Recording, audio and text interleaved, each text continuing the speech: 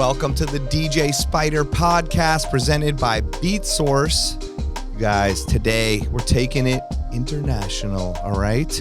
We've got someone in the studio who is a DJ and a seasoned music and media professional from the UK by way of Malta, which we're going to learn more about. I want to learn more about Malta right there. This person has made some major contributions to hip-hop and has also done some amazing interviews you'll learn about, has mixes on Hot 97, spoken at key events, has her own party, consulted with tech companies, and more. Please welcome to the show, Sarah Harrison, aka Lady in the Trap. Let's go. Wow, DJ Spider, I'm gonna learn what you just said because that was a really good elevator pitch, concise. Okay. I'm not good at that. Well, I put it together 5 minutes ago. No. I love it. Love it. Yeah, you know, I was looking into the stuff that you've done and that you do, and it was very impressive. And, you know, I tried to, put it into a concise thing for people to understand. But I really do want to unpack it and understand kind of what you're doing and what you have been doing and all that. So welcome to the show. I'm so happy to be here. I think I'm low-key a fan because I love podcasts and the fact that it's DJ-led by yourself, who's obviously super seasoned and a vet in the DJ world. I think, you know, this is a really important platform. Of course, thanks to Beat Source, and you know, I think it's needed. I like listening to podcasts like this because not only do we get to hear the stories and the backgrounds of DJs, but also some of the intricate things that we all experience, some new tricks that you feel like, oh, I can kind of like steal some of that, or you know, I think it's a community more than anything, and it's important, I think, in the DJ world for sure, because you know, it tends to be, now more than ever, it's competitive. I think it's super saturated. So I think it's important that we still have some camaraderie and some, you know, bringing people through, seeing the next generation, and so kudos. Well, thank you. I appreciate that, and I agree. That's kind of what I like about these conversations, is that we can all take something from it. We can all be inspired by different parts of what we talk about here and there. Not everything is applicable to everybody, obviously, but we can all give our experiences, and then other people listening can take from it. And I always learn every episode things from people, whether it's little tips and tricks or just from their story as a whole and how they grew, and the through lines from all the hundreds of episodes. There are things that are always there and always attributed to successful DJs and people, which are kind of cool too. You know, that I've learned over time, where you're like, wow, everybody's different, but all the successful people all showed up when it mattered, all, you know, put in the effort, like did these specific things that other people maybe don't do, you know, and wonder why they're not at a certain level or something. So, true. Yeah. That's very valid. And I think genre specific too. I think it differs as well, hugely. So much. Like even this morning, I, you know, was on Instagram, and, you know, I don't know, not going to say who it was like some Instagram I follow. And I feel like this guy's like, he tries to sell these like DJ courses, and, you know, I don't know. It's not a bad thing. But I don't know who he is. I just started following him because I saw some of his videos and I saw what other people were following him. I'm like, okay. But I saw a post this morning, like, if you're a festival DJ, you're like this. If you're a touring DJ, you're like this. If you're a resident DJ, you're like this. If you're this, you're a bedroom DJ. And, you know, I hate to comment on social media things. I try to stay out of any of the like Twitter, Instagram, Threads, like arguments, which, because I let other people do it. But I did just have to say, like, there are a lot of successful DJs with long-term careers that don't fall into any of these categories. Just FYI, I just had to put that in the comments, because everyone watching, you don't have to be that. You know, just from this podcast, I've met people that have careers from sports DJing, private event DJing, and then utilizing the DJing to go into other worlds, like working with tech companies, like things that you do, interviewing people, me doing a podcast, definitely didn't think I would do this. There's all kinds of things, you know, creating playlists, creating and figuring out your talents from DJing and then applying that to other stuff. And so I think other people see it like, I want to be a party DJ, make people go crazy at a festival or at a club or whatever it is. And that's cool, and that is a big thing. But I think we've grown to this place where there's so many different kind of DJs, and even Kid Cut Up yesterday, and he makes edits for Beat Source and DJ City, and then he tours with Pink, and then he also does clubs, and like I do a mixture of private events and opening for bands and doing a podcast and DJing a nightclub and DJing a lounge, and have had such a crazy evolution, and being in a hip hop group or being in a rock group, and you can do so much, right? Exactly. It's definitely not as methodical as that post sounds. Right. So, and I get it. He's probably trying to sell a course and people want to do that, but it was interesting to like see that, because it's like, hey, just so you guys know, anyone can do this, and there's no real rules. We're all just figuring it out as we go right now. I would say there has been a wave of, social media and TikTok DJs, I would say, that perhaps wouldn't have been a thing. So that is almost like a category of its own now. It is. But it's going to be interesting to see how that translates into the organic form of DJing, right? Or the traditional lanes. I mean, I heard someone say like, how all the kind of more traditional or 3-style DJs or hip hop DJs that try to get more scientific or skill based about it, and practice scratching for 20 years, like they will be very into DJing and the art of DJing and then dabble in social media. And that's why they get annoyed with social media. The social media people will be scientists at social media and knowing how to make these posts go viral and then dabble in DJing. And it's like kind of this, and that's why the DJs get mad at them. And that's why, it's like a weird thing. And then they look at DJs like, I want the attention. And it's a crazy crossover that we're still experiencing and learning, I guess. I know. And also social media only gives us a certain amount of seconds, right? Which is very different to how in a real life setting, you know, we're not squeezing in 5 songs into 60 seconds. I mean, you can do it at one point in the night, but you're going to be exhausted if that's what you do. If you go do a 3-hour set like that, the crowd might die, the bags, they might be so like, overwhelmed. What's happening? Yeah, exactly. So it differs hugely. Yeah, totally. So that's why it's fun to have these long conversations and like figure out, you just really delve into things and unpack it and figure out what people's real thoughts are, you know, in a way. I'm looking forward to getting into those conversations. I guess first off, can you tell us a little bit about yourself? Yeah, I mean the story. Sometimes I feel like I've had 2 lives. Honestly, it feels like I've had a quite an interesting evolution. I mean, I've always been in music. I've had a musical background since I was a child. I have a family of musicians back home in Malta, where I was born. And I started actually as a singer, so that was my passion. I've always used my voice essentially, right? And through singing, I was scouted to be on TV. So there was children's TV programming that I was a part of. And that's, I guess, when I discovered another side of my voice, right? Which is the presenting side.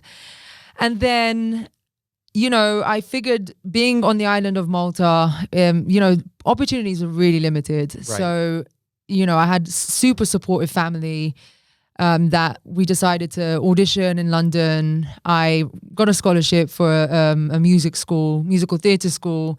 And that's when, the whole family packed up and Amazing. We left. That's what I was wondering. So your whole family went from Malta Actually, just London. My mom. So I mean, my dad had to hold it down for the family back in Malta. Wow. Do you have brothers and sisters? No, only child. And can you tell people where Malta is? Because I will say I had to look on a map recently and I was like, okay, it's by Sicily, but also by Africa. It's by Italy, Yes, for your global audience, for sure. Malta is a super small island. It's like 19 miles by 7 miles. So you can get around it in like an hour in the car. That's insane. I know. But we have a population of just under 500,000. So, it's quite dense. Sounds like it. And it's, as you said, it's situated underneath Sicily and above Africa, but we're classed as Europe. So we're European. Okay. Really. And is Malta its own country? I'm so sorry. No, this is amazing. I love it. I love giving the whole 411 and like the cheat sheet for Malta. I am the cheat sheet. Okay, please. It's what was the question again? Is it its own country? It's its own country. Yes, it is. We were a British colony under several rulings over over thousands of years, but we have we had our own currency before joining the European Union, but we still have our own language, which is amazing. It's Maltese. Okay. And it's a amalgamation of Arabic and Italian. Wow. Some people would describe it as it's Arabic with an Italian accent. Okay. But it's its own thing, and I still speak it. I think that's why I'm very loud, and it's helped me with my acting school. I think acting was actually the thing that got me into that school, which was funny. So that's how I eventually changed. My life changed dramatically at the age of 11, going on to 12. I moved countries where everyone speaks English in Malta, but it wasn't my first language. So, just immersing myself, not just in a new environment, period, but also in an environment where everyone around me is doing the same thing. Everyone wants to be the next, lead role in a musical, or everyone wants to be the next lead in a Once TV you got show. to the UK, you mean, Exactly. and you were in this school. In this school, it was competitive. Wow. I mean, I was in the same year in class as Rita Ora. Wow. She was a classmate of mine. Cool. So it was, Amy Winehouse went to this school, not at the same time as me, but it's a known, recognized, and reputable hub for kids to develop their talents and go on to doing whatever. And I always knew, me and my music teacher were like this, and I love him to death. If he ever listens to this podcast, Ray Lamb, thank you, because we were on the same. He just knew that music would ran in my blood, and I knew that would be my focus. Right. Despite me going on to musical theater and doing everything from dance and all these things, I knew that I wanted to sit at home and make beats, or sit at home and like engineer, and that's actually how DJing came about, right? Okay. I self-taught myself. Cubase at the time was the door that people. That was me. Yeah, I was on a PC using Cubase and SoundForge and all that. Exactly right. Yeah. And the hardware, the sounds that at the time I would hear on Pharrell beats, and these are all stock sounds, and right, the Korg, Triton, exactly, all that stuff. exactly. So I was that person. Very I knew cool. that this was me, and obviously I was building through dance and through all of these different arenas.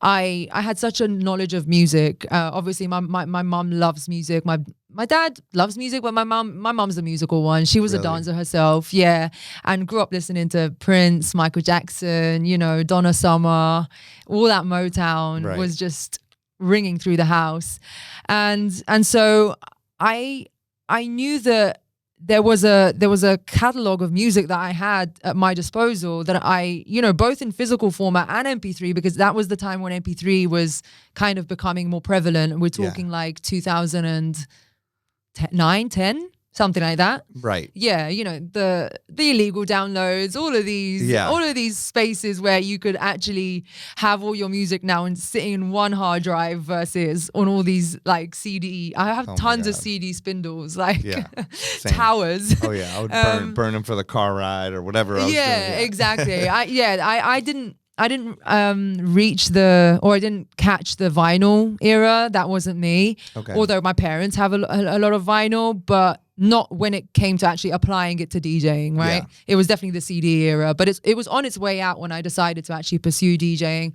Okay. So I'm trying to cut a long story short. Yeah, I know it's great. Please tell it. But knowing production so much, and at the time Spotify was a beta, and I had Spotify, and I was starting to build my own playlists. I didn't even know that playlists were a thing, but I knew that I wanted to have some sort of like organization in it, and I wanted to organize it by producers. Yeah. So I had everything like Timbaland, Dr. Dre. Oh, that's dope. Like as playlists. Before people were curating those playlists. Exactly. Like, before now, all you editorial. You could search it and it's all on there, but you're making that. Yeah. Exactly. And now, as you said, you go on every DSP and they have a produced by Timbaland, produced by, best of, you know what I mean? Of course. But I was doing that, like, and I still go on my Spotify. I'm like, I can't even organize this offering, all these playlists, because there's just so much of it. I know, I'm with you. I've had it since like the beginning. Since the beginning. Like, what is all this? Yeah, exactly. So then I was building my iTunes at the time, and I was like, starting to be interested about going out. I was like, you know, maybe like 15, 16, which is kind of like underage. Yeah, but I feel like in Europe, it's people go out in earlier. In Malta, 15 is the legal age, 15, 16. To go out and drink and do whatever. Mm-hmm. What the hell? That's amazing. And then the UK is obviously 18, but then you have your, you know, under 18 parties, right? Yeah. That are targeted to the age group. Right. And there's raves and all those The raves, things exactly. So I'm from Northwest London.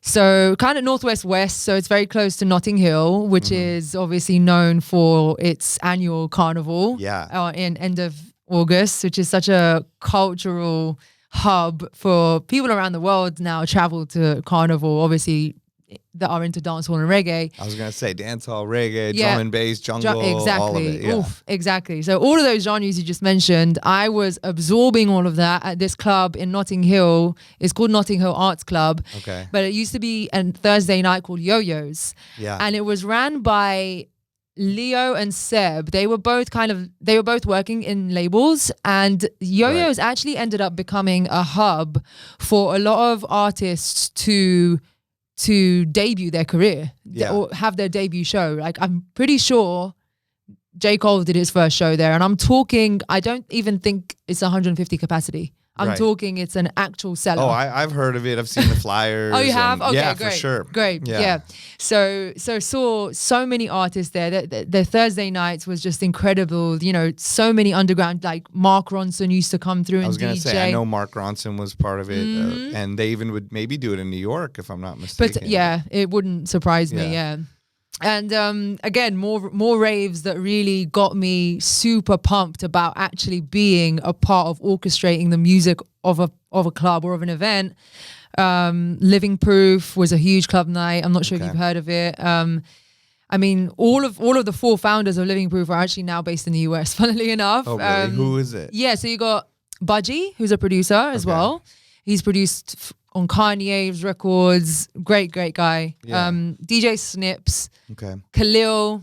Those two are in New York. And I was going to say, Khalil, I know that. I thought that was his party because I follow him. There you go. Talk to him about music and stuff. Yes, he's super, super great. And he's in New York now, right? Person. Yeah. So they had an extremely successful club night, and you know, all the best hip hop. They're great hip hop DJs in general. Right. And that's when I was like, I've got to do this. Like with the amount of, you know, just the musicality in me, I felt like it needed to be channeled somewhere outside of this. I'd already kind of like known that the singing, I want to put it to bed. You know, I wasn't feeling it at the time. And I was like, this is more me. This is more how I could marry my love for production with my love for, you know, being out and partying and giving people a good time. Right. You know, and I was like, this was when trap was starting to really infiltrate hard. And like trap in terms of like the Migos kind of trap stuff, or you mean like the EDM, not like the No, the Atlanta trap, Southern trap. Right. And, you know, from then I was listening, even going back to like Jeezy and T.I., you know, they're the original. Yeah. I mean, you know, we can say trap's evolved a lot. I mean, even from the time of, you know, Outkast had trap sound, and you know what I mean? Of course, but I think the Jeezy and T.I. kind of time was when it was becoming mainstream in clubs and all over the US and probably making it out to the UK and stuff like that. Exactly. There you go. They became essentially household names, I would say, you know, like people, Jeezy and T.I. specifically, Gucci too, but I think Gucci always had a hard time with all of his extracurricular. But it was like what you know about that, and like those kind of songs were like had become mainstream songs, and then were able to be mixed with different genres by DJs. Exactly. I mean, you know, you have those classic situations where, you know, Pusha T would have a verse on Justin Timberlake's songs, or T.I. would. I think that was quite an entry point, wasn't it? Yeah. For them to go and actually check out the real trap stuff. You know what I mean? Yeah. I think even Gucci had like a couple of features and things like that. But so I was, being a producer, I was heavily into the drum patterns of trap. And I was like, I was just fell in love. Like I was mesmerized by trap music. And obviously Kanye with his 808s. And I started, you know, I kind of put beat making to bed a bit, but I started collecting and making mixes at home, but through virtual DJ at the time. That was cool.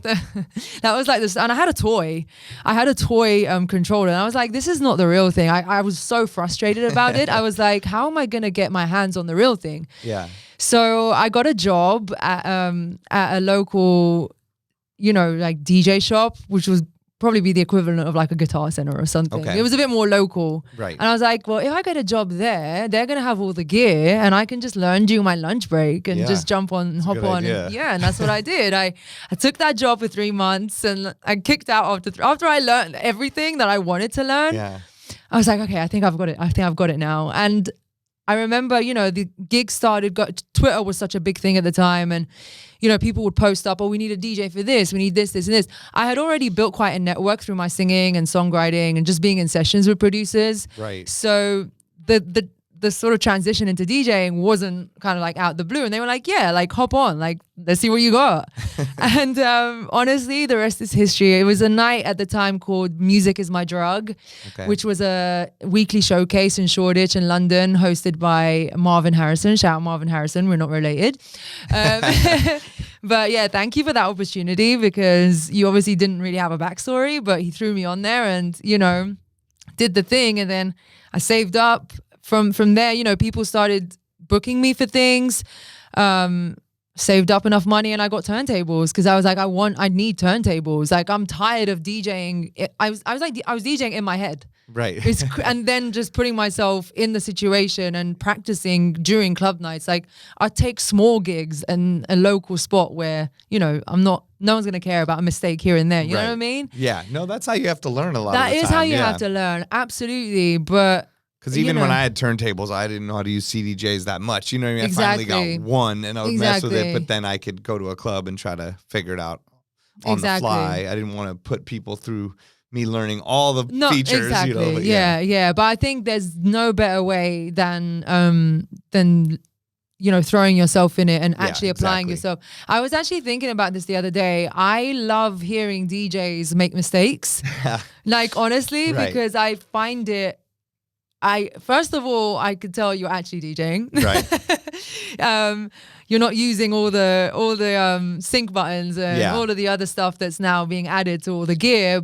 But I'm like, you actually love what you're doing because you're still trying things out on the fly. You're not overthinking it. You're doing it because you actually understand and respect the art form, and you're reading the room too, right? Because if you go too safe, sometimes it just becomes boring for us as DJs, doesn't it? It's not, even if it's perfect, it's not memorable. So I think you're not going to remember it, you know, even if it's great, you know. And even with the mixes, I used to be afraid to put out mixes that like weren't perfect, you know, or if I had a messed up blend or something.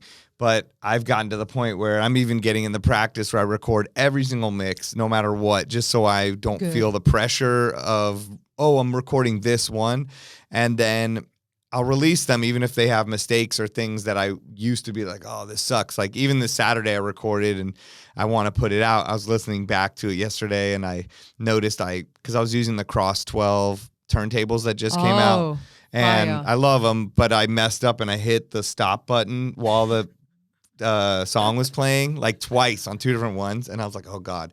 And I'm like, do I put it in Ableton and just fix that, or do I just put it out? I'm like, I think I'll just put it out with it. Good. It's kind of annoying because when I'm listening to it, I'm like, oh, why'd that happen? I feel you. But at the same time, I don't have anything to prove at this point. Like, yes, exactly. Take it or leave it. You know what I mean? It's a good mix. Like I like the mix. I messed up those 2 times. It's a mistake. It's life. You know. Absolutely. So, I like that you say that. You don't have anything to prove. Yeah, we don't. Exactly. It's just it's literally part of it. And there's tons of singers that we know and dancers. They're background dancers and they're background singers that are not perfect. And we're not from the audience point of view. I guess it could be a bit different with audio. I get you because you're not distracted so much with the with visuals, or you're not in a club and you're not like drinking. I wish I wouldn't have done it, but then I'm like, I'm not gonna hold this back just for that little mess up. I can see it in your eyes that you wish it was perfect. But it doesn't matter, you know what I mean? It's like at the end of the day, there's a lot of cool things that I liked that I did and tried out on there. I was using stems and cutting drums and doing crazy mixes and scratches that all came out cool that I liked, you know. So, exactly. So don't let that one. I'd rather sacrifice, you know, some perfection and make a few mistakes than have this perfect mix that I practiced and put together, and put that out. So how come you hit the stop? Is it like a manufacturer? Because sometimes I do realize that some gear, I'm like, why did you put that one in there? No, it's just a mistake. I don't know what I did. I think I thought the other one was playing. Like I'd been so used to I've been using CDJs at all my gigs and yes. I don't know. I was kind of like hyped up. I'm also jet lagged. Like I was in Asia for 2 weeks and I was so insanely exhausted. I mean, there's no excuse. I don't know. I messed up. But who cares? Yeah, it really doesn't matter. It really doesn't matter. It's just like, what are you going to do? Just give it your best effort and have fun. Yeah, absolutely. And I was having fun. And that's the point of why I want to put it out. Because I think anyone that's listening that isn't going to be some like, oh, I'm going to scrutinize every little thing will realize, oh, this is a fun mix because the person was having fun doing it, you know. And it's also not in the mess up, it's in the recovery. Yeah, that's true. That's the test. Oh my God, 100%. Professional DJs, right? It's how you come back from the mistake. Yeah, and then I see the recovery. I'm like, yes, I'm rooting for you. I like it. Yeah, that's why I don't care when I'm live and I have an insanely horrible mess up. I'm like, I used to get so stressed out, and now I'm like, I could care less. Like, this is funny to me, and I know I can come back from it, and we're going to be fine. Absolutely. Or you make the best of it, or you pretend like it was on purpose if you can. That too. You know, that too. Nobody else knows, you know, like what's happening except for you. You know what? Actually, radio probably taught me that a lot and made me comfortable with that and it gave me the comfort level to mask certain things, and if there is a problem with the music, you can use your voice, right? And that's how a lot of hosts and how a lot of DJ hosts, and that's how I try to do my sets and perform my sets, is use a mic too, because it gives you more power and control over the set. You know, obviously it depends where you are. You're not going to be in like a lounge and like throwing. No, I mean, I saw like Scram Jones on his Instagram last week, and he's like, you know, first he was like, I put my DJ bag on the button for the smoke machine, didn't realize it for 4 minutes, and the entire club turned white. Nobody knew what to do. We all thought we were going to die. He's like, then the thing crashed and I had to beatbox for like 4 minutes and make up a rap while I restarted my computer. And I'm like, this looks amazing. Yeah, it's like a lesson in like what to do, you know? Exactly. It's a lesson, and it's a story. And it's hilarious. Exactly. At the end of the day, we're all out here partying. It's all good. Nobody's perfect. Like, you know, so I think as you get old, I don't know if it's getting older, but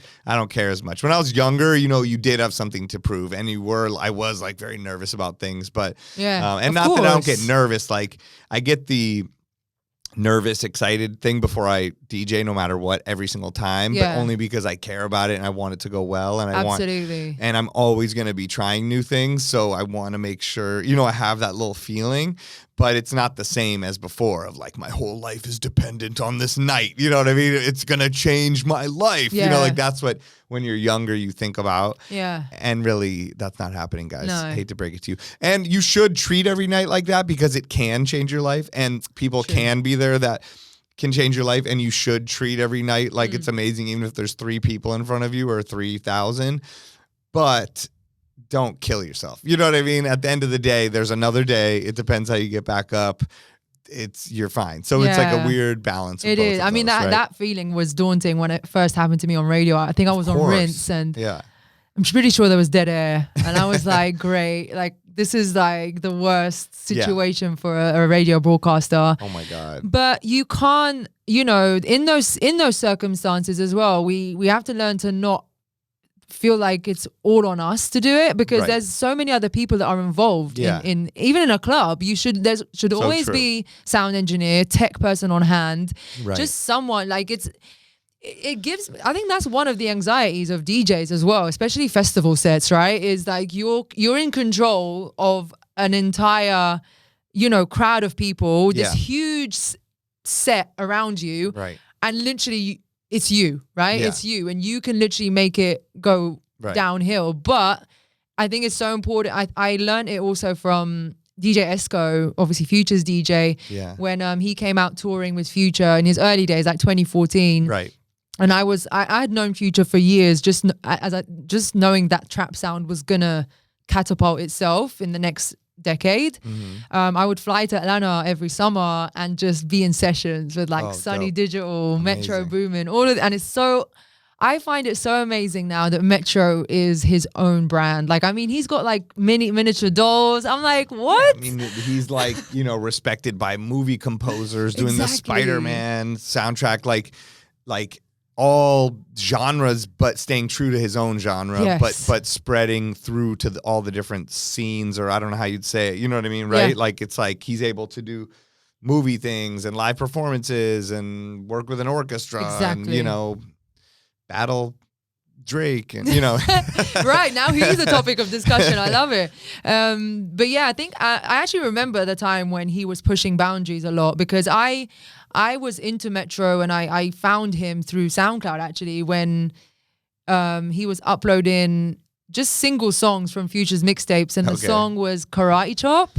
Right, I remember Massive that. song, man. And I was obviously Lil Wayne was on that. It was such a moment for me, and I was like, so that's when we connected. But then when he did a cut on, I think it was Kanye's album, or it might have been Future's album featuring Kanye. It's a song called I Won, and it was more R&B led. And I was like, wow, Metro, like you're trying something new. And he's like, yeah. This is super like what I'm into now. Like just being super and he's versatile. like a Vegas resident, like Tiesto too. You know what I mean? They have him like that, so it's cool to see so cool. all the sides. Yeah. It's like we said in the beginning, you never know what it could lead to if you just concentrate on your one part of your passion, and then it can spread into all these infinite ways. So going back to Esco, I saw when I was looking through, I was like, oh, you have another laptop underneath, and I was like, that's smart. As a backup, Yeah. right? I know, I try to be always backed up. I mean, that's why even like when I did the Cross 12s, we had a pair of CDJ 3000s under it, so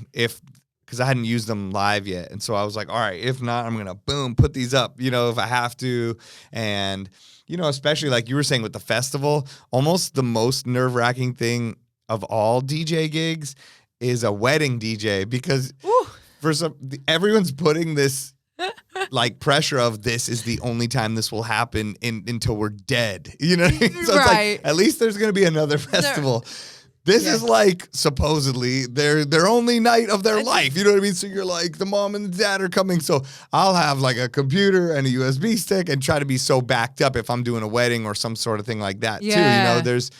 You want to be as backed up as possible. That's probably the most pressure I feel still. The one time I feel like, oh God, please don't mess up. That's interesting. But if it does, we'll deal with it. But like, that's the worst. Yeah, that is. You're literally going to ruin somebody's thing. You know? And I one time did it like, they asked me to do way too much stuff, and they were like, I thought I was just DJing the after party, and then they're like, no, we're bringing you to Mexico and you're gonna do 3 days of stuff, and we want you to DJ the like walk down, whatever it's called, the procession or the walk down thing. I'm like, no, I don't do that. Nobody does that.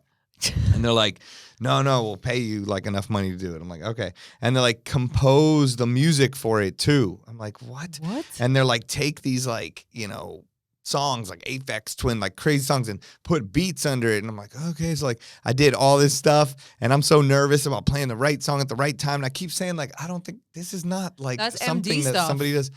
And of course, at the end, they were like, thank you so much. You played the wrong song in the wrong part. I was like, and I'm thinking, I don't care. Like, I tried. I told you not to. Wait, so you didn't have rehearsals? I don't. You should have definitely been given rehearsal time for you to be I was put in that way position. Too much stuff. I mean, it was like it ended up being fine. Everything was good. This whole trip was just straight out of a movie. Like on the way to the airport, it was literally a movie. Like I'm on the way to the airport. Like we're in a van like that takes you to the airport gate, and like we both parked in the same place, me and this guy, and we have the exact same suitcase. And when we get off, like the guy that drives the van, he takes your bag off, and he like switched them and like gave the guy my bag that has like my records, my headphones, my suit, my clothes. He gave that guy that bag and gave me the other guy his bag. And so we go in the airport, And I mean, long story short, like I go through the TSA and I open my bag to like take out my stuff. And I'm like, what the hell? There's this big shoes and like workout gear. And I'm like, so I call my wife because we had two of the same bag. I'm like, oh, I took your bag. And she's like, what do you mean? And I'm like, she's like, no, you didn't. And I'm like, well, I have somebody's bag. I don't know what's happening. And then I get to the front and I realize to look at the tag. And I'm like, oh, and I tell the gate people, I'm like, can you call whoever's on this thing? And they call the guy and he comes over. And I was like, hey, man, I was sitting next to you on the van, you took my bag. He's like, no, I didn't. And I go, yeah, you did. He goes, I checked my bag. It's already going to Seattle. And I was like, no. I go, you checked my bag. He's like, what do you mean? And I was like, just take this bag. This is your bag. And then I go and I fly all the way to Mexico and I show up and I got nothing except the laptop. And I show up to the gig and I'm wearing like this, like jeans and a t-shirt, like on the beach. And luckily, like Serato had that internal mode, and I plug in. The people are like, "Oh, thank you for coming," and I have to act like everything's totally fine. And I'm just literally DJing with like 1 and 5, like turning it on and off. And like, they had no idea what happened. And then luckily, they booked another DJ to come the next day to play with me for the after party. And I called them, and I'm like, "We have to somehow get my bag to Los Angeles, and you have to bring it, please." And we paid like $500 for some like person to bring the bag from Seattle to LA, get it to him just in time, where he brought it as a carry-on and brought it to me, and nobody knew. I wore the same clothes for 2 days, and then that's insane, Spider. Honestly, it was like straight out of a movie. And then also that other thing happened where they want me to compose it and do the thing, and I'm like, by the end of that weekend, I was just like, I'm going to die. I'm over it. This is crazy. Yeah, I'm over it. Yeah, like I deserve anything, a drink. Yeah, no, but it happens. So, sorry, offshoot, but crazy. No, like, I mean, that's a great, how is that happening? You know? A great example, though, of like being able to think on the fly. Make shit happen, and make no matter what. Just like audio out. Oh my God. I was like internal mode. I was like plugging the aux. I don't know what we got to do, but I cannot tell these people, you know? Yeah, exactly. Like, thank God I only had my computer. Also a lesson of don't put everything in the bag. Like put it all in your backpack. Because I know. I was like, why did I do that? Like I'd put my headphones, like my records, the needles, like everything. And like I'm in the middle of nowhere in a beach, so nobody had it. They're like, we got you the turntables. You're supposed to bring all that stuff.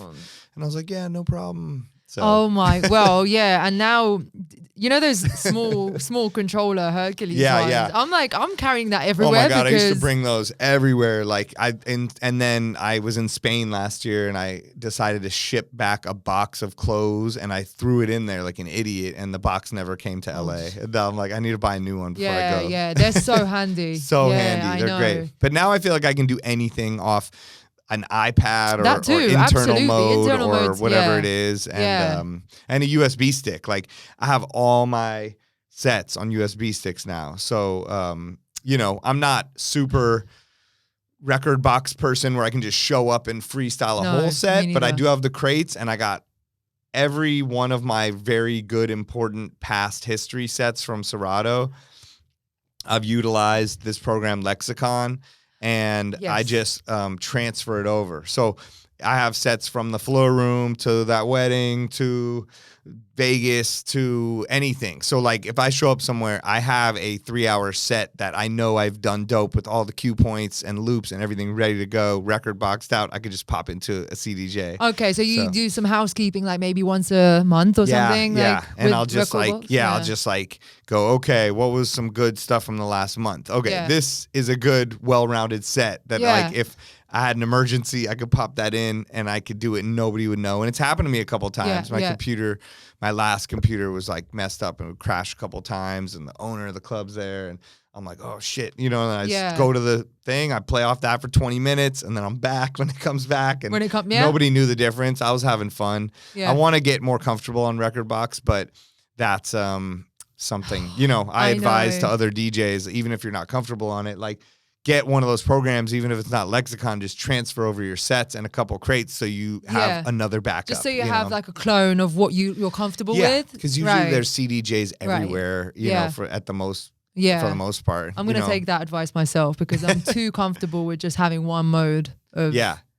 No, it's good to have. And it has all your cue points, so you're like, you don't feel that weird. Like, no, you don't. Exactly. And if there's a history to like you having done the set, but you I have it in order. Like I have the whole set beginning to end. So I know, oh, there's that Vegas set. I made that intro. I did the thing. I could just skip those songs and yeah. Yeah. And it's okay. You know, DJs, it's okay to repeat things every now and then, you know, especially in new settings. You know, it's important. I have stuff that works. Like I like to make a crate of new music. I like to make a crate of this is all stuff that works at this thing. And then I like to take my histories and look through those. And then if I had a little section where 5 of those songs worked because of the wordplay, the keys, I know that drop always just psychologically affects human beings to go, oh my God, you know what I mean? I'm going to do that, you know? And then I can, if I get bored with myself or I see they're getting bored, I can flip it up. Yeah, exactly. You know? And having like those, I mean, maybe tempo transitions or as you said, like wordplay or even I pre-make some of them, especially if I know that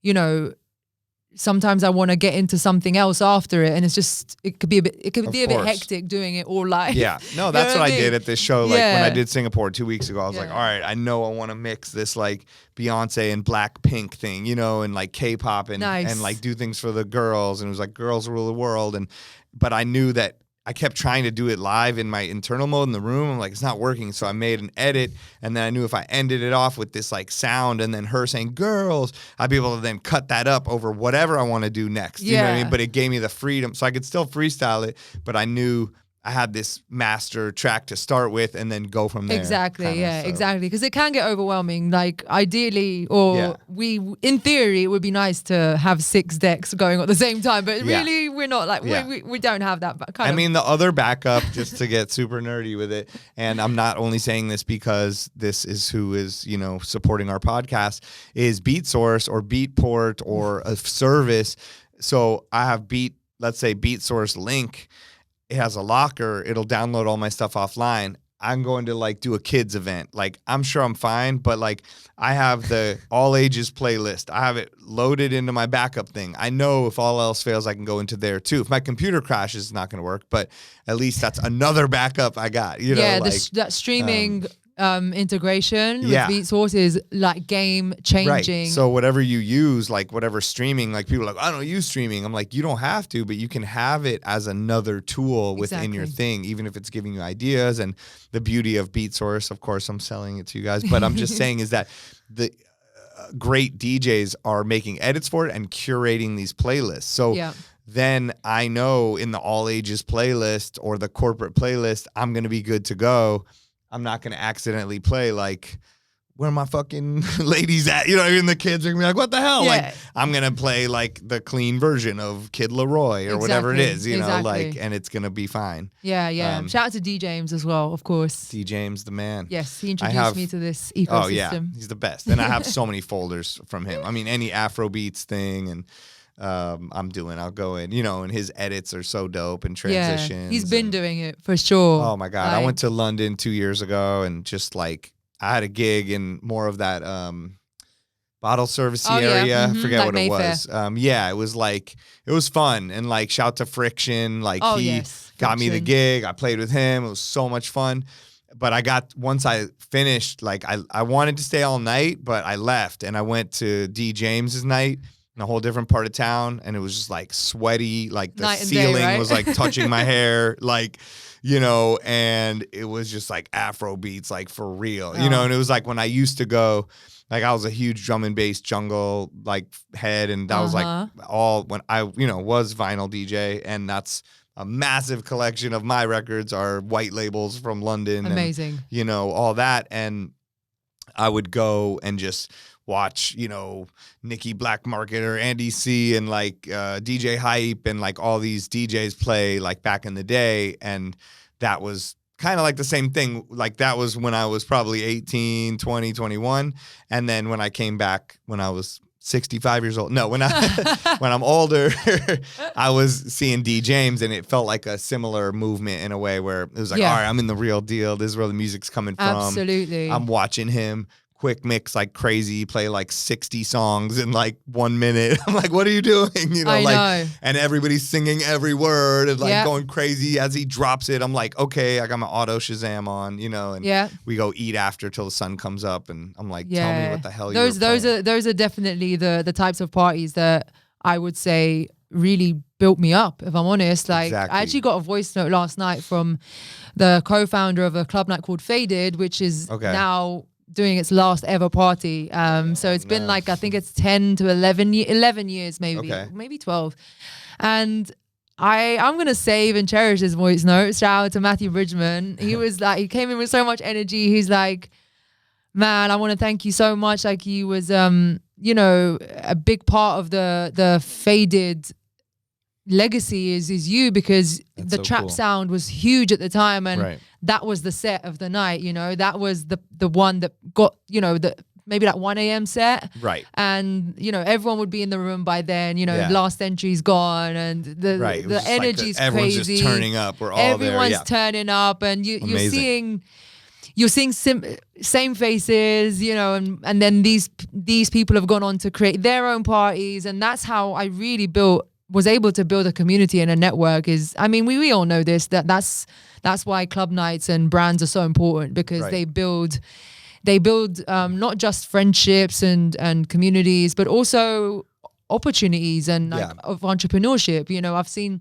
from there, a group of friends that are, you know, that hang around with, like Anthony Joshua at the time he was just starting to box, and they booked me for their first ever party, like, and so then they started their own thing, and it's just interesting for it to see it coming from one place, that one place acts as a nucleus, and then you've got all these other sort of like different offshoots. And I love that club scene in London, and every DJ that's also becoming their own brand. I think that's important too. That's always been like my ultimate inspiration for DJing, has always come when I go to London. Oh, great. Yeah.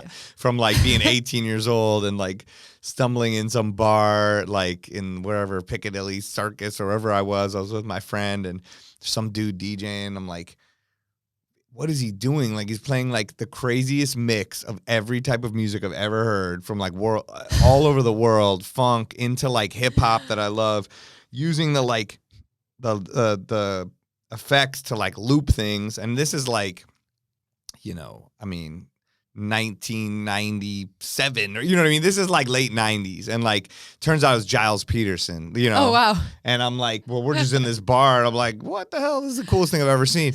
And then we would just go out every night and just see every DJ and like get so inspired, from that and the record shops, and every time I've gone, even till when I was just there 2 years ago, like I said. And I'll go everywhere, from the bottle service clubs to the more underground clubs. And I love it all, and I love to see what everybody's doing and get an idea of what everybody's doing. Watching Friction play was like, oh my God, like that's inspirational. He's quick mixing like crazy, and like he has his own artist come and perform in the middle of the night, some song they did, and like he's just kind of showing me what it is in that part of town and what that is. And then I went to that Cirque, I think it was called, club.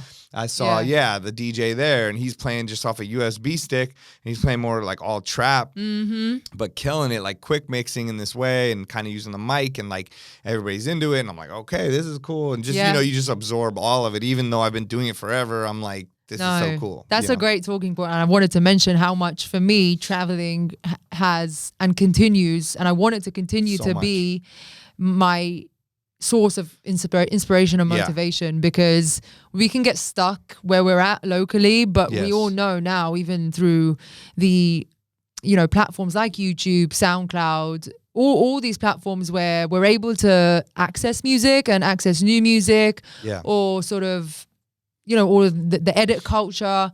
But it's so different when you actually travel to two places and two destinations, because you feel it, you're immersed in it. And that's exactly why I've been doing that and continue to do that. I mean, on my latest trip to LA, like this, it's just recognizing, first of all, there's this misconception that people in LA don't dance, and I'm here to just crazy remove that here, because honestly, I've had bottle some service of the clubs. There's a thing where everyone wants to be cool. Yeah. Everyone thinks they're looking at each other. It's a social media thing, and like I get it. And there is a thing where, at a bottle service club, you're probably just playing.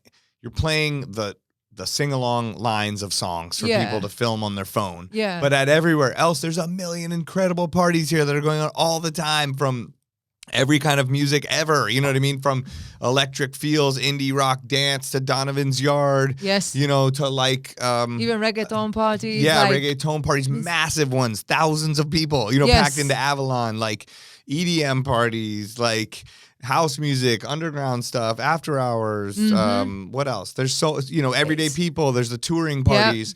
There's Soul Action, lounges, Soul Action. All of that. It's endless. So I know LA gets a very blanketed. And I think the crowd is super receptive as well to. I see a lot of genre switches here as well, which is every genre's here. Yeah, you can find your scene here. You know what I mean? It's hard, but you can find it. Yeah, and it's done tastefully too. Yes. At least the rooms I've been in. No, it's the truth. It's the truth. Yeah. Actually, that's something I'm interested to hear from you. Like, how do you go about genre changes in sets? Like, is it? I mean, I probably take it a bit too far. I just, I sort of love to play a bunch of genres all together and try to make it in a cohesive way, whether it's by the drum patterns, by the key of the song, by wordplay, by no thought at all. And just going, that sounds dope together. Yeah. And just watching people, you know what I mean? Like you said, if something's too the same, after a while it gets boring. But not only does it get boring, it just becomes forgettable. And like that was something I would always learn from watching DJ AM out here. Like he would be DJing in these clubs, right? And that were the Hollywood clubs that were nobody dancing, you know, and he would throw these curveballs that was almost like throwing like a smoke bomb in the club. Like it would like force people to like change around and be like, what is going on here? You know what I mean? And maybe there's a couple people like, oh, this sucks. But for the most part, he knew how to make it work. And it would make you remember everything. You know what I mean? It was like when something like traumatic happened to you, you're not going to forget it. He would like make a traumatic mix, you know what I mean? But like in the dopest way. Like he would just throw those curveballs and make those left turns and change the genre or mix the genre and take a acapella loop and just go straight from Miami bass to like Guns N' Roses and then back to incredible. Like old school hip hop.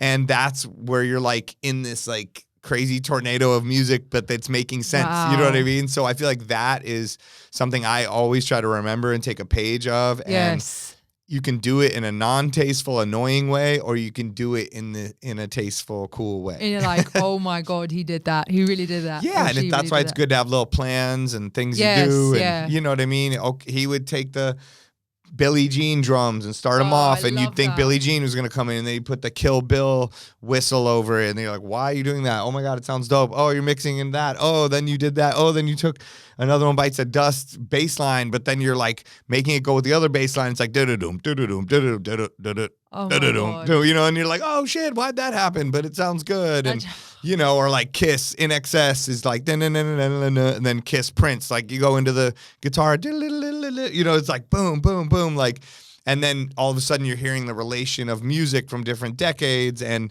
it's just like so many things are happening, but you're also dancing and having fun. That's DJing, open format DJing, and that's true open format. LA stuff. That's what, you know, what Z-Trip and AM and people like that kind of put on the map and has been lost in a way. And I try to travel around and still do it. You know what I mean? No, I've seen you. And people are like, oh, you're still doing that stuff. And I'm like, yeah. And you can do it with new stuff, you know, I feel like. And absolutely. All that, you know, so especially with stems now, like I'll have so much fun and just be like playing an Afrobeat song, and then boom, you just put it to the acapella and you mix in an indie, like Emotional Oranges beat or something, you know, and then into like an old R&B song, and you just like do it, you know. I don't know if this has ever crossed your mind, because sometimes I'm like, okay, I hear a current song and I'm like, that bass line reminds me of this, you know, famous bass line from like decades ago. Yeah. But then I'm like, should I mix this? Because then I don't want them to like, you know, like that famous case with Blurred Lines and Marvin Gaye. I'm like, I don't want that to happen to this. But, you know, when you're just like, oh, you kind of interpolated it, and it's like, maybe I shouldn't put this on blast, and maybe we should just forget that it's kind of reminiscent. Somebody's going to do it at some point. At this point, everybody finds everything and figures everything out in like 1 second. You go on Who Sampled, and it's going to call out every little thing, even if they don't want it to. And, I saw someone Bauer was breaking down the Somebody I Used to Know beat, the Gautier. Ooh. And like, that's a bunch of samples. That is a bunch of samples. And like, people don't really know that. And then he's going through each one and showing it. And it was really dope and I kind of knew, but I didn't even know all of it. And I'm watching his video like, this is crazy. Yeah, that is crazy. Yeah. So. And I mean, if the fingerprint system didn't, the audio fingerprinting technology didn't pick it up, then. I can be anywhere on the earth now and I'll just Shazam something in like a millisecond. I have it. Yeah, exactly. But there's no hiding. But I always get into the producers' minds and then think, that was definitely your inspiration, Of course. And that's why I love sitting. Producers are my favorite people to interview because it just gets into that nerdy talk with them. Like I remember interviewing Pierre Bourne, and he's a great guy. And where he gets inspiration from is wild, and how him and A$AP Rocky work really well together, and all of the different conversations they have. You wouldn't think that producers even have those conversations. Right. I think. No, I'd love to learn more about him. His beats are all over the place and really dope. And I don't know. I've never heard an interview. I got to listen to your interview with him. Yes, please do. You know where his tag comes from, right? Yo, Pierre, you want to come out here? Yeah, I know what it is. It's a clip. I can't. Now I can't remember my own interview. It's from Martin, I think. That's it, from Martin. Yeah. I just remembered. Yeah. Yo, Pierre, you want to come out here? Yeah, it's such an interesting thing. No, you've interviewed so many people. I was looking at your one sheet. I mean, just list Pop Smoke, R.I.P. So crazy. Future, Big Sean, Mike Will, Cameron, Schoolboy Q, J-Rock, Eric Bellinger, Trippie Redd, Jeezy, Zaytoven, The Internet, Lil Yachty, G-Eazy, Russ, Goldlink, Dave East, so many people. So I mean, they didn't fit on the one sheet. Yeah, no, it's like falling off it. But I mean, you've done so much dope stuff. Just to kind of highlight, I know we've been getting into all the different sides of DJing, but I would, before we get out of here and run out of time, I want to talk about that. Like you're a DJ and a DJ's DJ, and you love doing these creative mixes and mashups, and you've got these videos online where you're like, I'm doing a challenge of playing 4 songs in 60 seconds and in a cool way. I watched it, and like you're putting Kendrick over a totally different genre, dance hall, and like, I know you've played like all kinds of clubs, all kinds of venues, festivals, and you're a radio presenter, an interviewer, and like probably too much to list on here. And we talked earlier before we got into it about how you've worked with other tech companies like Tidal and stuff like that, where doing playlists, and you were mentioning like the difference between forward-facing playlists and things for DJs and all that. So I don't know, any of that you want to touch on. I mean, we should get into it because I think that it's all so interesting, and it shows from hearing your initial story just how much you've grown and how much you've been able to tap into the things you love, and it's taken you to that next level,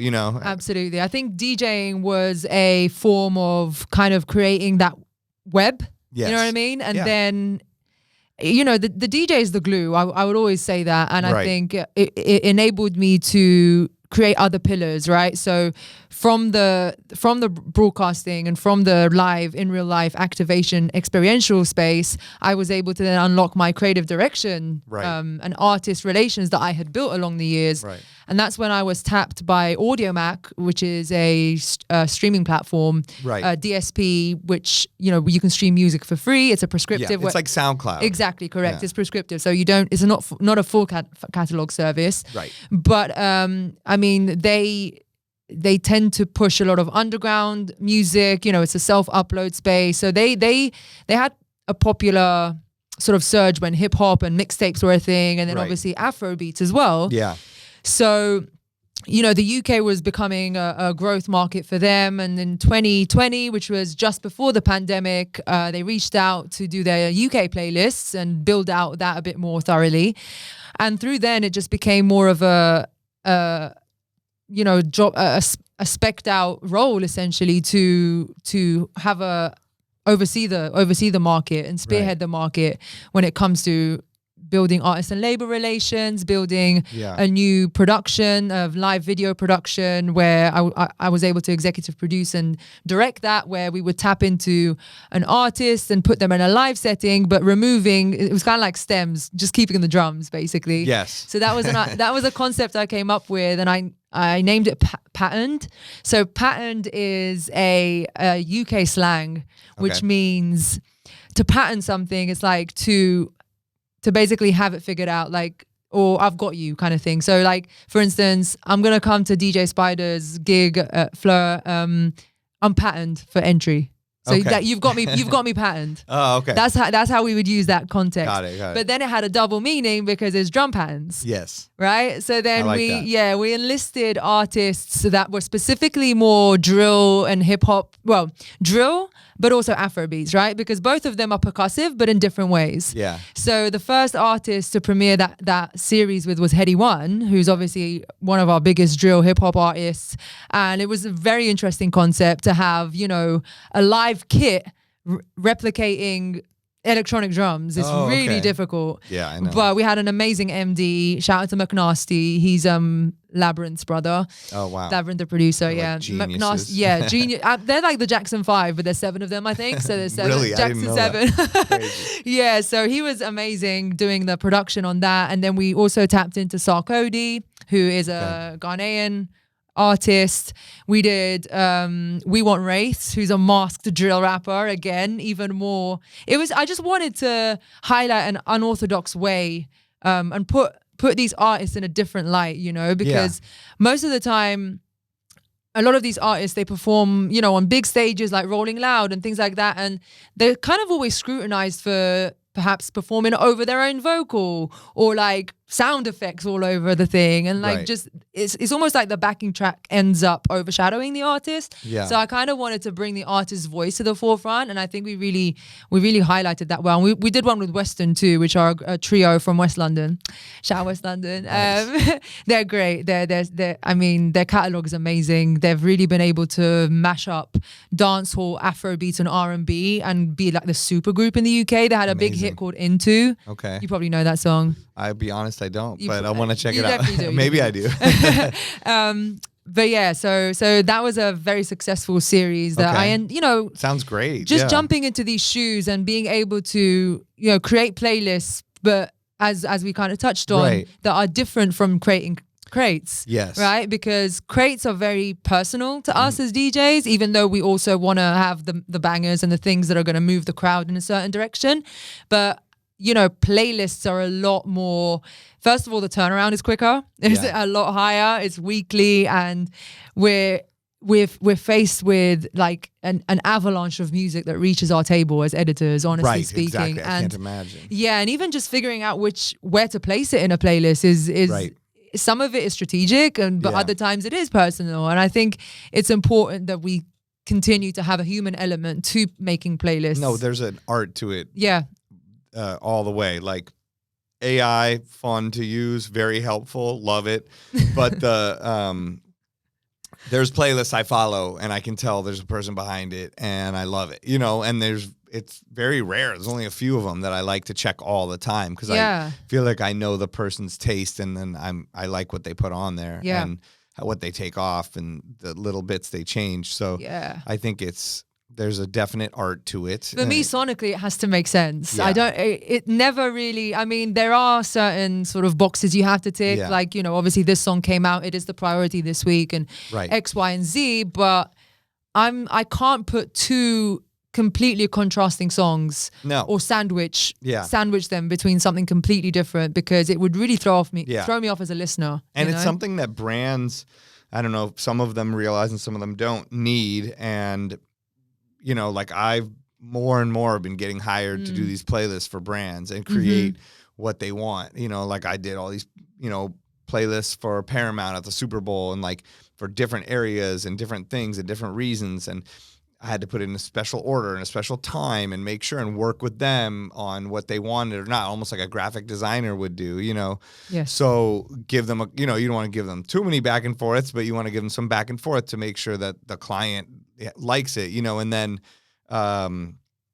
it was cool to see it in action. You know, like got to go to this massive event they put on and hear my playlist playing and see people singing along and dancing. And it was, the execution was exactly how I pictured it. Yeah. And then I did one for their private ad team. And, you know, you do that. And I think that's a cool way for DJs to collab with brands where you're not necessarily DJing, you know, but you can utilize your knowledge. Because I know you collaborate with a lot of brands as well. Yeah, and that's what a lot of DJs want to do, right? And they don't know how to even get to that point. Yeah, I mean, when you mean get to that point, like, well, to even talk to a person that works at a brand and be like, you know what I mean? For them, they're just like, I buy Adidas and I put on the shoe at the store when I go to Foot Locker. Like they don't know that there's a person there that could potentially bring them in to DJ the Adidas event or make the Adidas playlist or work with them to curate the right artists for a performance to bring in the trap Adidas night or what. I'm making things up, but you know what I mean? Like things like that. Like, the Fear of God Adidas collaboration launch, which I did recently, actually was the most interesting actually because they gave us a sort of skeleton of things to play. Right. Kanye was not on that intentionally. Well, that's good.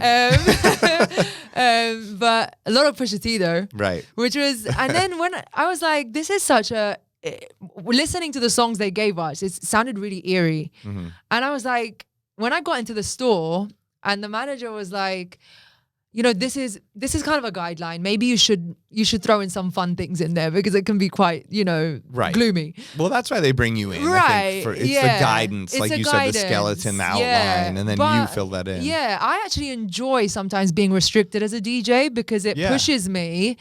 Sometimes when you have too many options, essentially you're then like, you hit like a brain freeze. Oh, you know what I mean? Too many. That's the problem with Serato, and that's the problem with digital DJing. It can be too much. And like I did this event and they wanted all instrumental electronic music of this kind of vibe, you know, and it was like so fun to curate like a 2-hour kind of set playlist of that, you know, and it's fun. I love the constraints sometimes. At first, it can feel like, what? Why are you doing this to me? But then it brings out a different level of creativity. Absolutely. Hot 97 did that to me too. Of course, radio's a whole different beast when it comes to what you can play in mix shows, X, Y, and Z, and, you know, constraints there. But I was like, if there's going to be different DJs and they're all following the same rules, I better pull out some tricks. And you know what I mean? Like, and it forces me to listen to the song with different ears too. I'm like, you know what? Maybe I'll actually use this section of the song and then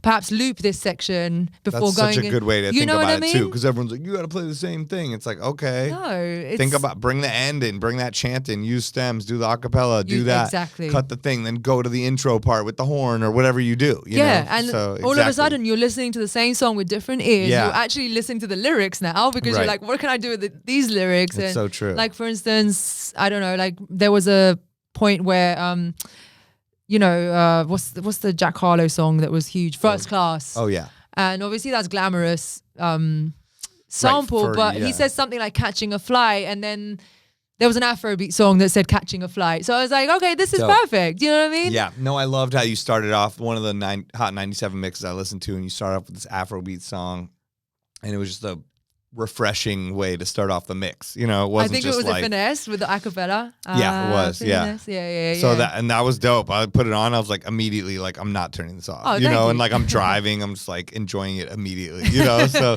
it wasn't like, okay, what are we gonna hear? And it's just like the same old thing. Radio. Or, so I was like, okay, here we go. Yeah. No. Yeah, because people are, you know, essentially in their cars for a short space of time, unless you're in LA, right? Then it's not that short. Yes, I'll be in it for a couple hours. Yeah. But you have to, you know, deliver new and interesting ways of the song to your audience because, the audience obviously knows the song probably inside out, especially how many times it's been played. But the minute you use something different, you're going to perk their ears up, and they're probably going to stay on the station longer because you're like, oh, okay, what can I expect now? The same thing. And you know it's like we said before, it's the curveball thing. It's the remembering it. They're going to remember like, oh, they started with an Afrobeat song that's weird on a hip hop station. Like, but I like it. You know what I mean? Or even if you don't, you're gonna remember that. Yeah, and not too many effects too. Sometimes the effects can be overboard. My God, yeah. Right? Yeah. Especially as that's hip hop a New DJs. York radio thing. We get we get certain excited. people get the pass. That's what they do. But I try to. I do like everything it, in moderation, just like life. Scratching, effects, mics, drops, all of it. Drops, artist drops, right? Anything, just do it all in moderation. Yeah. From drinking alcohol to that. So yeah, no, that's true. It's like even the dubs. I can understand that dub plates make you feel and super all that. special. Yeah, exactly. Yeah, or like remixes or edits, or like actual when the artist actually changes the song specifically to the DJ, which is obviously comes from but then they're reggae playing and dancehall. Everyone from that, and then I'm like, dude, it's not your mixtape listening party. Totally. Or I do that sometimes. I have some of my own and I'll play it, then I'll go into the original because I'm like, okay, I'm gonna flex on you. I'm gonna play the other one. Yeah, I think it is important to flex sometimes as DJs, but I always find it that DJs flex more when there's other DJs in the room. Of course. You know what I mean? Of course. Yeah. That's the people that are actually listening to it. Yes, exactly. And you're like, yeah, I've got to make an impression. I know. Yeah. Well, are there any other things that you kind of want to discuss? Like I said, your resume is pretty extensive and amazing, and I think people should go follow you and check out all your stuff. I was going through all your pictures and things, and from being with Quincy Jones and Snoop Dogg and all your connections to everybody, I think are incredible, and people hopefully will, from this podcast, get to know you, but also go discover more about you and follow you from now on. But is there anything you think, like, I don't know, we should talk about? No, absolutely. Tropical is a brand that I started too. I meant to bring that up. Yeah, okay. And I started it with the intention of bringing DJs from different parts of the world to London, because that's where I host it at the moment. So I all the editions I produced, I always booked, for instance, one from Germany and one from Amsterdam, and that's really I kind of wanted to be like a United Nations. Can you describe a little bit? Like, what is that? It's Tropical. The whole reason behind the name or meaning is obviously people know me for Trap, Lady in the Trap. That's my alias. Right. So I wanted to always have that leading sound, but also the Tropical is obviously a play on tropical. Right. And I would potentially bunch the tropical sound of like Afro sounds and Afro swing, dancehall, reggaeton, just anything that feels exotic and tropical.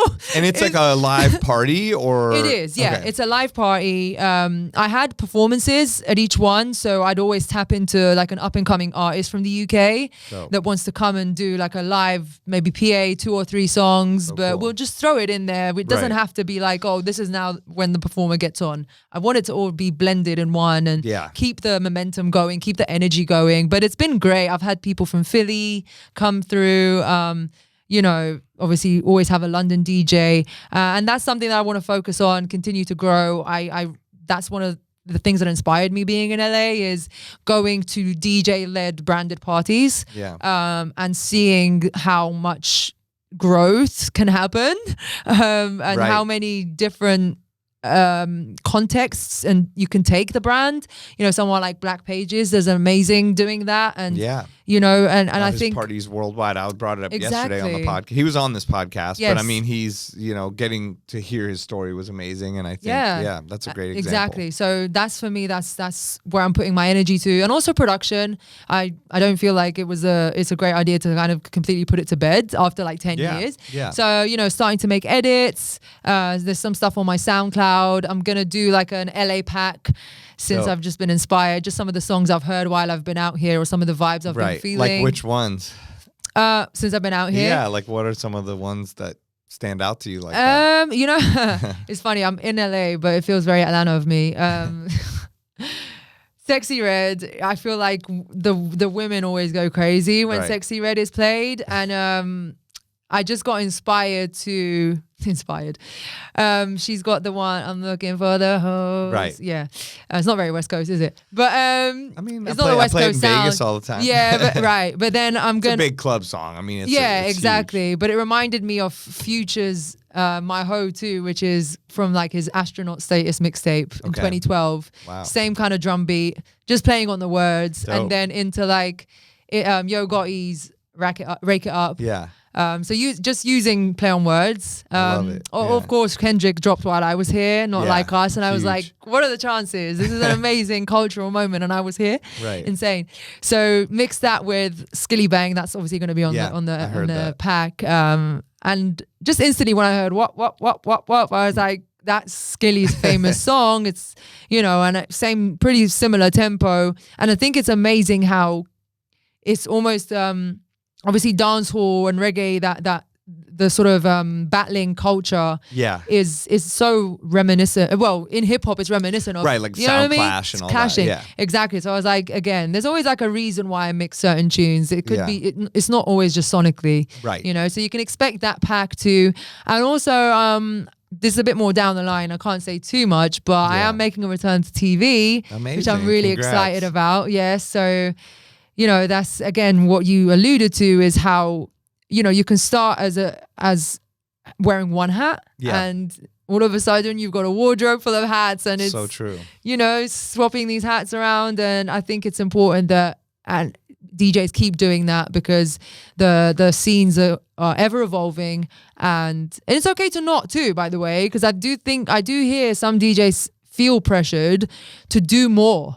It's very true. I even, I was having that conversation with someone this week of just like, can DJing be enough? You know what I mean? But it's hard in this day and age, almost like it can't. But also monetarily, it's hard, I think. So that's where people fall into that other thing. There's also the competition thing of like, well, what else are you working on? Or what are you doing? Or, where it's like, okay, but it's like, can't you just focus on that one thing, like how like a sushi chef just keeps getting better at cutting the fish and finding the fish, and making the piece, but it's hard. It's hard. And I would say though, specializing is important. I think it's important, even genre wise. I love open format, and I am more open format now, but I don't think that I would be where I am now, or I'd have that sort of trademark to me if I wasn't so fully tunnel visioned and laser focused on trap, because it's like, well, if we want a trap set, we know who to get. You know what I mean? I think that's the importance of specializing.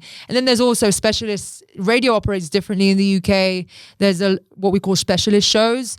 So it's always like, oh, she's the hip hop girl, or he's the dance hall guy. You know, and 100%. That's the Afrobeat show. We you don't need have to a listen BBC like something like that. I wish we did, but ours is just like, one company owns a bunch of hip hop stations, and they all do the same thing. You guys have like urban rhythmic, right? But we have no support. I get confused. I feel like you guys have like the government like help support it with money or something. You know what I mean? Like, I don't know. Like, we don't. That's definitely BBC. Yeah. We just have pure business. I mean, I guess there's NPR, and that's the one where it's community based and funded by maybe like the community and government things, and so they can be a little more open. And, but Apple Music Radio is pretty open format too, which 100%. I love that, but I feel like that's its own. It is its own. It's still exactly. It's still business. It's still, even I saw them put out the 100 best albums, and then of course people are pissed off. You know what I mean? Like, of course they're right, and those are all great albums, and of course they left off all these other people who are super pissed this morning and stuff. Yeah, so. no, I know what you mean.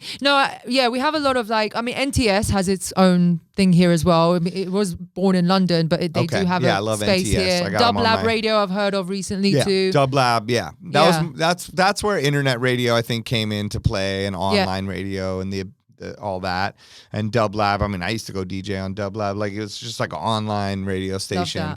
But yeah, I feel like the BBC is just this thing that does not exist here at all. I know what you mean. Which has given the curation on it is it's given unique. Those specialized DJs, presenters, shows, things, a place that didn't exist. Yes. Exactly.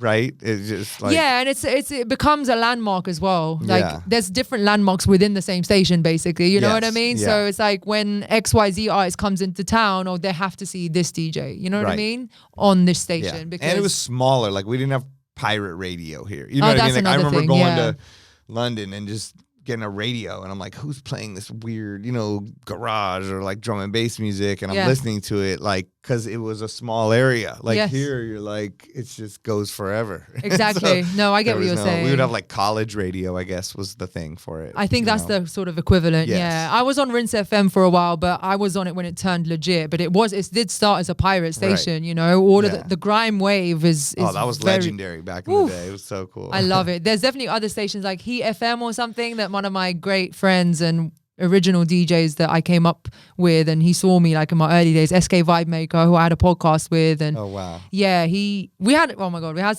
such amazing people on the podcast that we spoke to Salam Remy and Cypher Sounds is now a good friend. Dope. We had 50 Cent, no, not 50 Cent, Tony Yayo, and Who Kid. It's just getting to speak to these different people on a podcast, which you obviously can attain to yourself, is different to a radio platform. Like I think podcasting is Cypher wonderful. Sounds would be amazing. It would be intimidating to have on a podcast, but no, he's he hilarious. would not be intimidating. I got to have dinner with him last year or something. We had this crazy sushi dinner. It was like me, Scratch Bastard, Cypher Sounds, a few other people. It was like the most fun dinner ever. He's honestly, there's no we were intimidation. Dying, just laughing, like, it was amazing. And he's another great example of just branching out. Look at him now in comedy and come on. Yeah. And absolutely killing it. And shout out to the one at he podcast was too. carrying Funk Flex's records back in the day. That's how I used to get my promos. I told him that at the dinner. I'm like, my friend moved out to New York, and he'd be like, yo, I'm friends with this guy, Cypher Sounds, and he carries all Funk Flex's records, and he gets the packages with all the promo records, and my whole goal was to try to get free records because I couldn't afford it. And I'm like, absolutely. And I'd be like, send me all the stuff that they don't know, so he'd send it to me. And I would get all these extra promos that, like, because they'd have so many. And then we were at dinner. I was like, I got to tell you that. And he's like, no way. That's Look crazy. at that. The pedigree is insane, right? Oh, my. Nuts. Those days of, that predates me. But when I hear these stories, I'm like, wow, that's an insane hustle, we got man. to go to the tunnel and watch Funk Flex play and, like, roll in with him carrying the records. And I'm like, oh, God, this is the craziest place ever. I saw Kid Capri DJ once, and I was blown away. Oh, yeah. I've seen blown him do away. Stacks of records. Like, he doesn't even put them away. He's just like, bow, bow, bow, bow, bow. Like, it was an using absolute the mic performance. And, like, going crazy. And on vinyl, just, killing it. And this was like in a bottle club in Atlanta, so I don't think anyone was like paying attention. I was like, he doesn't even care. He's like, I'm gonna do my thing. I was literally there like in a circus, like, wow, so dope.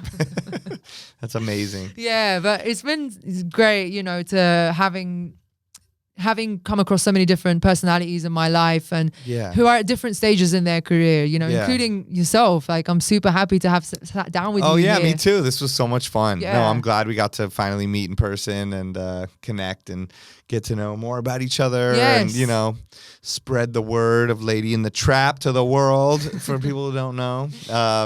And then, so where can people find you, like, online if they do want to follow along? Sure. It's at I'm Sarah Harrison on all across platforms. So I'm without the A. Right. Including the website, imsarahharrison.com. Got it. Of course, from there, that's the central hub. You can find everything from there. But definitely keep an eye out for Chapical. If you're in London, I definitely intend to take it to other cities too. Okay. And hopefully, keep traveling the world with DJing. Yeah, sure. Incredible. Yeah. Oh my God. Well, thank you so much for taking the time. I'm glad we got to catch up before you head back to the UK, and we will keep in touch. I hope I get to come there and kind of be in your element. Absolutely. You will. Okay. All right. Shout to Beat Source. Shout to Beat Source, the DJ Spider podcast. We'll see you next week. Peace.